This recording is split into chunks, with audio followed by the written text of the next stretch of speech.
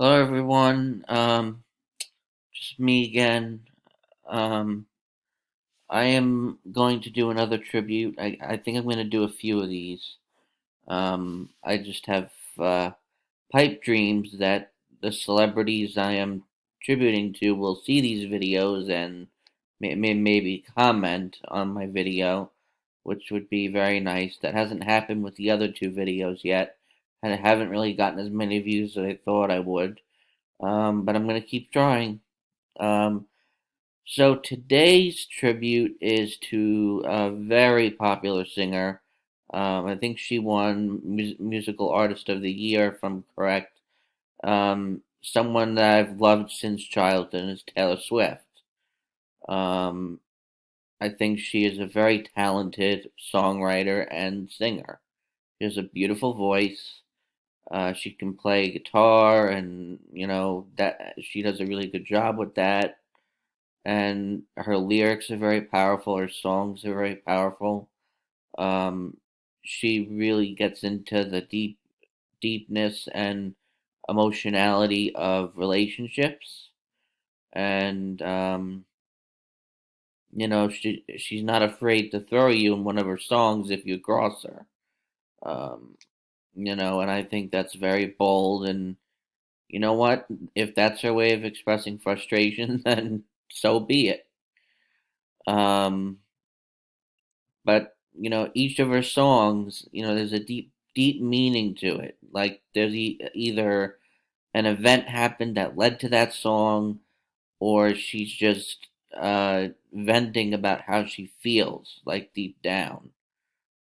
Most of her songs are love songs, from what I know anyway. And yeah, so again, deep emotionality, deep meaning, and that's why I like her. The songs are they're so personal. They're very personal songs. Um, and I like songs that are personal more than songs that are impersonal. And they're also again very specific. So some of my favorite Taylor Swift songs, "Fearless" is definitely one that I like. "Bad Blood" is another one. "All Too Well," which is more recent, is another one.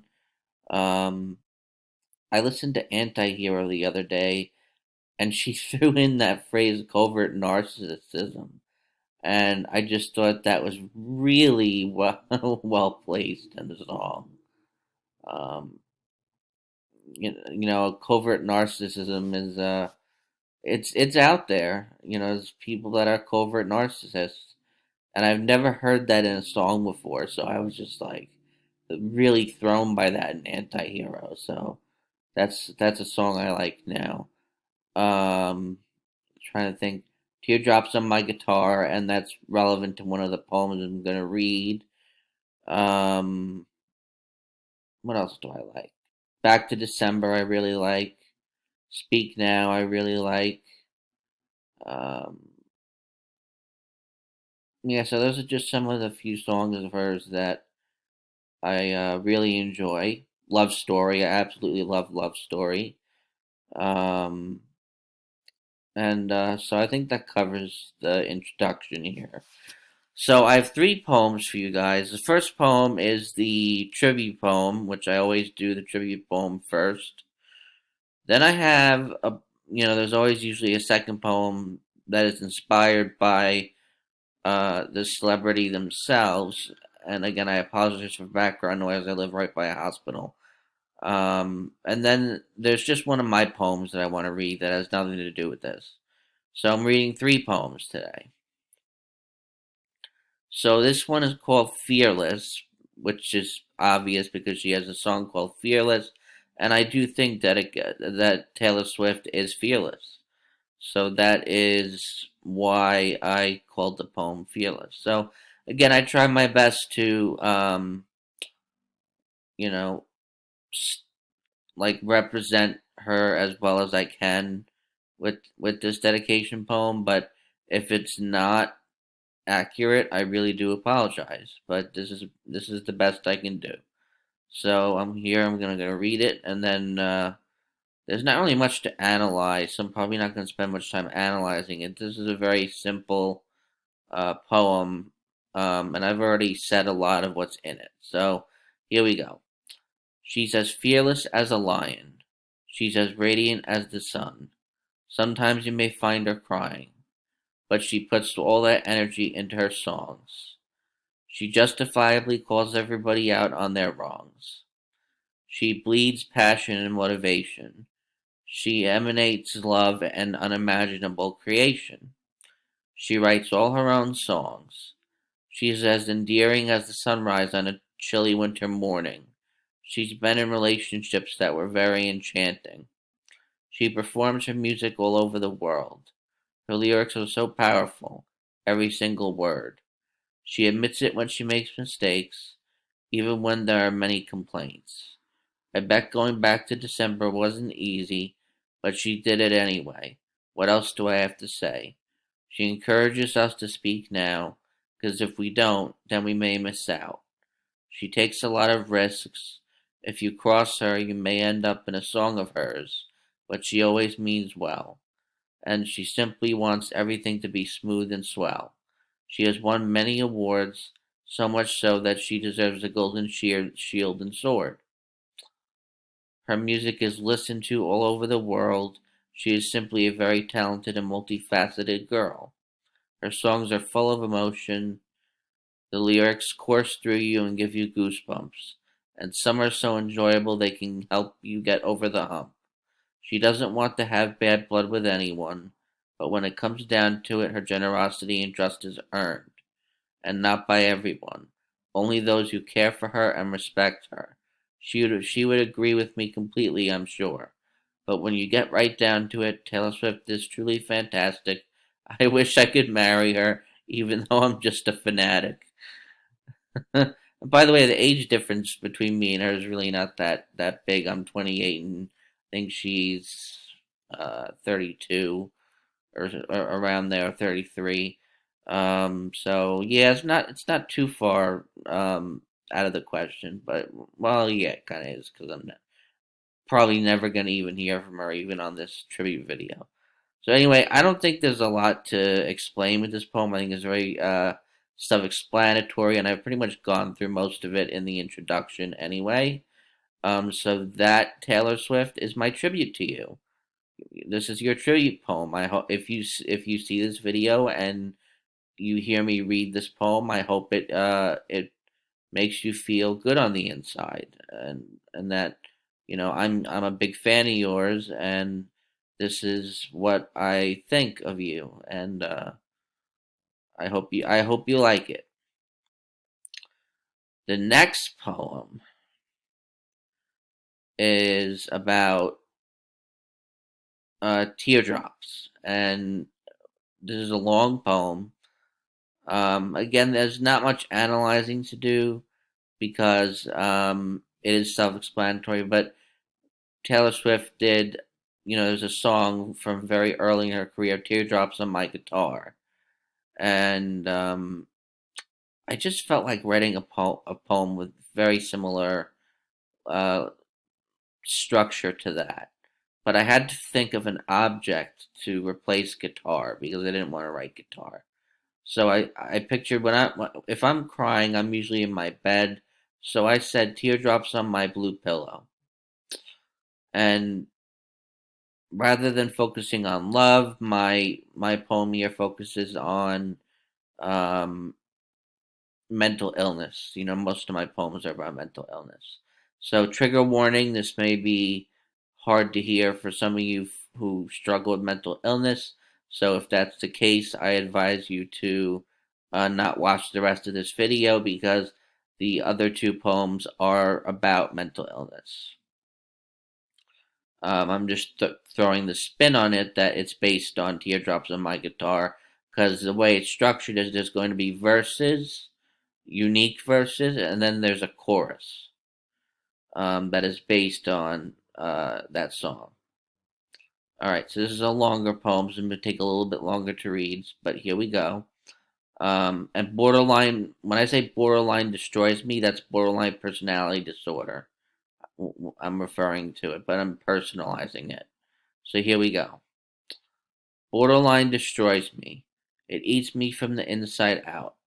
Destroys all my hopes and dreams. All these things I'll have to live without.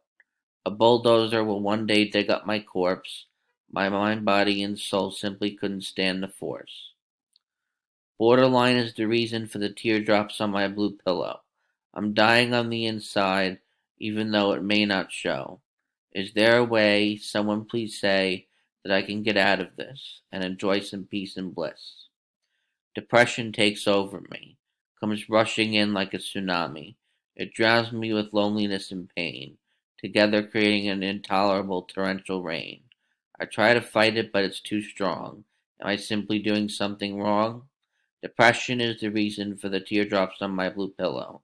I'm dying on the inside, even though it may not show. Is there a way, someone please say, that I can get out of this and enjoy some peace and bliss?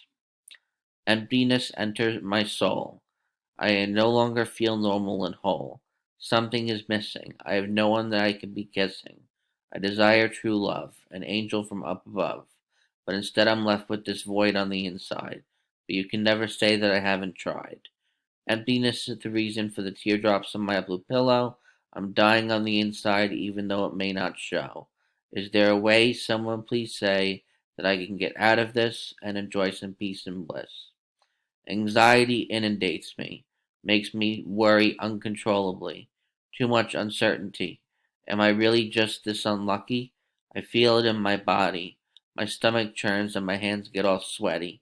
My mind starts racing, and very soon I'll be rapidly pacing. I'm in a prison of my own mind. This simple emotion is truly one of a kind. Anxiety is the reason for the teardrops on my blue pillow. I'm dying on the inside, even though it may not show. Is there a way, someone please say, that I can get out of this and enjoy some peace and bliss? Loneliness says hi to me. Where the hell is everybody? I want someone to be with me. Can't you see that being alone is killing me? I need love. I need romance. I need someone with whom I can dance. I need passion. I need satisfaction. Only another half will bring that to me. Otherwise, please fucking kill me. I can't live like this wondering if I'll ever get my happily ever after. So bring a rope to the nearest rafter. Hang me from there and figure out what to do with me later. There is no other way out. So don't even try to scream and shout. I'm simply doing what needs to be done. Because when it comes to loneliness, there's absolutely nowhere to run. Loneliness is the true reason for the teardrops on my blue pillow. The true reason. I'm being destroyed on the inside even though it may not show. Is there a way, someone please say, that I can get out of this and enjoy some peace and bliss? Certainly not with loneliness, not with emptiness, not with anxiety, not with depression, not with borderline. With all these maladies, I will always be trapped and never see the sunshine. Only stormy weather, now and forever. So I'm letting go for good. Bet you didn't think I would. Mental illness is the reason for the teardrops on my blue pillow. I'm dying on the inside even though it may not show. Is there a way, someone please say, that I can get out of this and enjoy some peace and bliss? That is it. Any relief? Not a single bit. Take care. Oof, yeah, writing this took a lot out of me. But yeah, and again, I'm sorry that most of my poems end with me committing suicide. So I do hope that for those that listen to this, it wasn't triggering in any way. But most of my poems end with me hurting myself or committing suicide because I deal with a very deep depression and feeling of emptiness, and that is truly how I feel. I have suicidal thoughts. I would never carry them out because I'm terrified of dying, but I do have suicidal thoughts because it's just very hard to be living this life sometimes. So anyway, the point of this poem was to kind of just take Taylor Swift's song and put a different spin on it, and I think I kind of accomplished that. If you see this, Taylor, I hope that you can relate in some way. Um, I hope that you like the spin I put on it with the mental illness. Um, and again, maybe it'll strike a chord in you, and uh, you know you can relate to it. So I don't think there's not much to explain. I think this was a very self-explanatory poem. The big thing here is that between loneliness and emptiness, it's hard to say which is the true reason for my depression, but I would say loneliness probably has the biggest impact, because I do really want to be in a relationship, and I'm not, and that becomes really difficult. I haven't been in a relationship all my life actually, and I'm 28 years old. So I've never been in a real relationship. I was in one relationship in high school for 2 weeks, and it wasn't even a real relationship.